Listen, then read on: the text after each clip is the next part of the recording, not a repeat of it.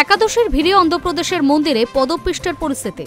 অন্তত 9 জনের মৃত্যু হয়েছে বলে জানিয়েছে প্রশাসন। আশঙ্কা মৃতের সংখ্যা আরও বাড়তে পারে।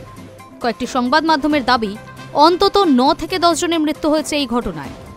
সংবাদ সংস্থা জানিয়েছে অন্ধ্রপ্রদেশের শ্রীকাকুলাম জেলার কাসিবুগ্গায় ভেঙ্কটেশ্বর স্বামী মন্দিরে শনিবার একাদশী উপলক্ষে অনেক ভক্তের সমাগম হয়েছিল। কি থেকে হুড়োহুড়ি শুরু হলো, কেন এই বিপর্যয়, তা এখনো স্পষ্ট নয়।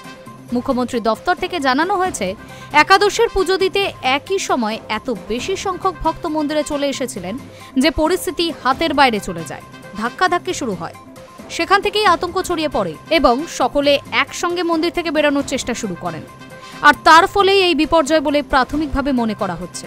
তবে ভিড়ের মধ্যে অন্য কোনো ঘটনা ঘটেছিল কিনা তা জানা যায়নি। কাশীবুগ্গার ডিএসপি লক্ষণ রাও জানিয়েছেন, সকাল 11:30 নাগাদ এই ঘটনাটি ঘটে। 7 জনের মৃত্যু হয়েছে, 2 জন আহত অবস্থায় হাসপাতালে চিকিৎসাধীন। অন্ধ্রপ্রদেশের মুখ্যমন্ত্রী চন্দ্রবাবু নাইডু এই দুর্ঘটনায় শোক প্রকাশ করেছেন। সমাজ মাধ্যমে তিনি লিখেছেন, ভেঙ্কটেশ্বর মন্দিরের পদপিষ্টের ঘটনায় আমি স্তম্ভিত। ভক্তদের মৃত্যু অত্যন্ত হৃদয় বিদারক। আমি মৃতদের পরিবারের প্রতি গভীর সমবেদনা জানাচ্ছি। যারা আহত তাদের দ্রুত উদ্ধার এবং চিকিৎসার বন্দোবস্ত করা হবে। সংশ্লিষ্ট কর্মচারীদের সেই নির্দেশ দিয়েছি। স্থানীয় আধিকারিক এবং জনপ্রতিনিধিদের ঘটনাস্থলে যাওয়ার জন্য অনুরোধ করেছি। দ্রুত উদ্ধার কাজ যাতে সম্পন্ন হয় তা নিশ্চিত করা হবে। একাদশীতে ভেঙ্কটেশ্বরের মন্দিরে বিশেষ পুজোর আয়োজন করা হয়েছিল। শয়ে শয়ে ভক্ত পুজো দিতেও গিয়েছিলেন। অধিকাংশই ছিলেন মহিলা।